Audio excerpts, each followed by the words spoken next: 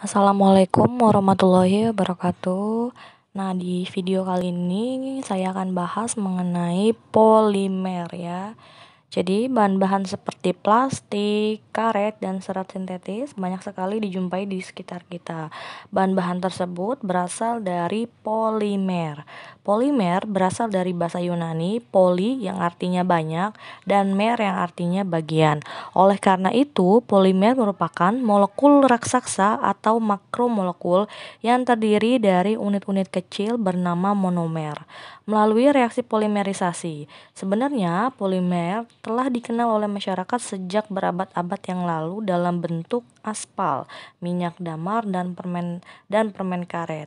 Perindustrian polimer baru mulai berkembang pada masa revolusi industri di Inggris. Pada akhir tahun 1830-an, Charles Goodyear berhasil memproduksi karet alami. 40 tahun kemudian, seluloid berbentuk plastik keras dan nitroselulosa berhasil dikomersilkan. Nah, nanti yang akan kita bahas yaitu adalah mengenai struktur-struktur dari polimer, sifat-sifat polimer, penggolongan serta kegunaan polimer dalam kehidupan sehari-hari. Nah, yang pertama dulu yang akan kita bahas itu adalah struktur. Polimer tersusun dari banyak monomer. Oleh karena itu, struktur polimer merupakan gabungan dari monomer-monomer penyusunnya. Di dalam rangkaian polimer, masing-masing monomer saling berikatan membentuk rantai yang sangat panjang. Nah, jadi poli itu artinya banyak, mono itu artinya satu. Jadi si polimer ini merupakan susunan dari si monomer-monomernya. Jadi monomer kemudian berikatan menjadi satu, yaitu membentuk suatu yang namanya polimer. Nah, bisa dilihat di gambarnya. Di sini saya punya etena. Etena kan strukturnya seperti ini. Nah, etena ini jika di senyawanya sendiri, maka dia disebut dengan monomer.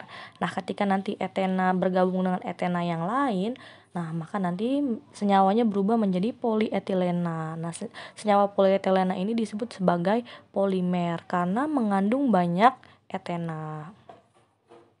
Nah, yang kedua yaitu adalah sifat-sifat dari polimer. Sifat polimer dibedakan menjadi sifat fisis dan sifat kimia. Sifat fisis, polimer mudah diolah menjadi berbagai macam produk pada suhu rendah dengan biaya yang murah, ringan, tahan korosi, dan kerusakan terhadap lingkungan yang agresif, bersifat isolator panas dan listrik, serta berat molekulnya yang besar. Semakin panjang rantai polimer, maka kekuatan dan titik leleh senyawanya akan semakin tinggi. Semakin besar gaya antar molekul pada rantai polimernya, maka senyawa polimer akan semakin kuat dan semakin sulit leleh. Rantai polimer yang memiliki cabang banyak akan memiliki daya renggang rendah disertai mudah meleleh. Nah, yang selanjutnya itu adalah penggolongan polimer. Polimer dapat diklasifikasikan berdasarkan banyak hal, diantaranya dari segi asal, reaksi polimerisasi, jenis monomer penyusun, bentuk susunan rantai, dan sifatnya terhadap panas. Nah, yang pertama itu adalah penggolongan polimer berdasarkan asalnya. Jika dilihat dari asalnya, polimer dibedakan menjadi polimer alam, polimer semisintetis, dan polimer sintetis. Nah, polimer alam yang pertama itu adalah polimer alam. Polimer alam adalah polimer yang tersedia di alam dan terbentuk secara alami. Polimer akan terbentuk karena reaksi polikondensasi dan polimerisasi sendiri. Polimer alam sukar dicetak sesuai keinginan, mudah menggembung dan kehilangan kekenyalan setelah terlalu lama terkena bensin atau minyak, serta tidak tahan terhadap mikroorganisme.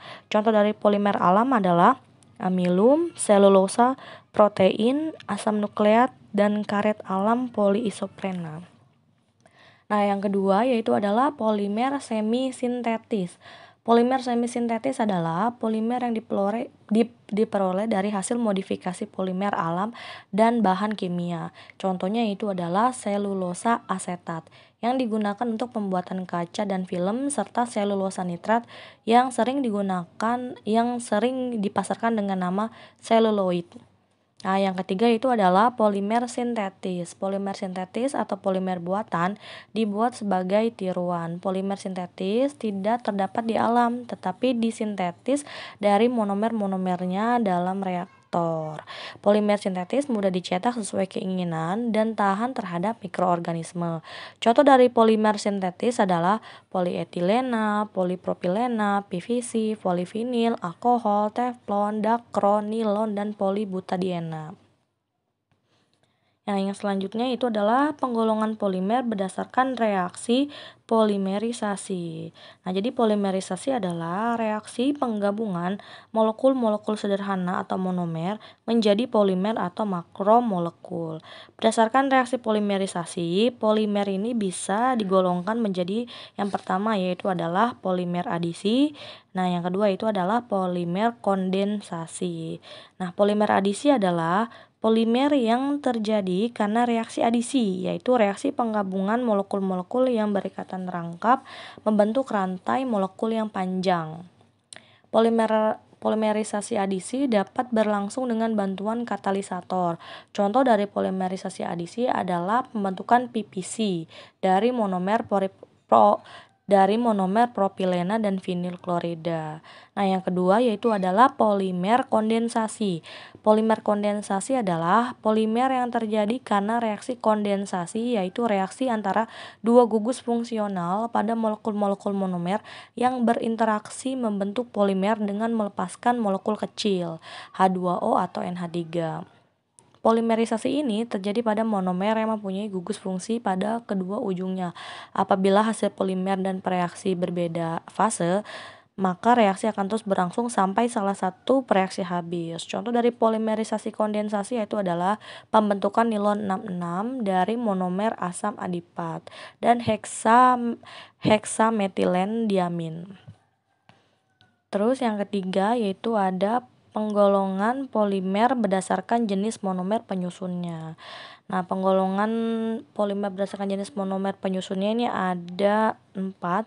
Yang pertama itu adalah copolimer acak, yang kedua adalah copolimer silang teratur, yang ketiga adalah copolimer blok, nah yang terakhir itu adalah copolimer cabang. Nah, yang keempat itu adalah penggolongan polimer berdasarkan bentuk susunan rantainya.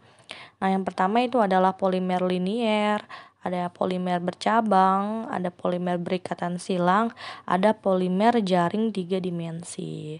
Nah, yang terakhir itu adalah penggolongan polimer berdasarkan sifat terhadap panas. Nah, untuk penggolongan polimer berdasarkan sifat terhadap panas ini ada 2, yaitu adalah polimer termoplas dan ada polimer termosetting. Polimer termoplas adalah polimer yang tidak tahan panas. Polimer tersebut apabila dipanaskan akan meleleh atau melunak dan dapat dilebur untuk dicetak kembali atau didaur ulang. Contohnya itu ada polietilen, ada polipropilen dan ada PVC. Nah, sedangkan untuk polimer termosetting adalah polimer yang tahan panas.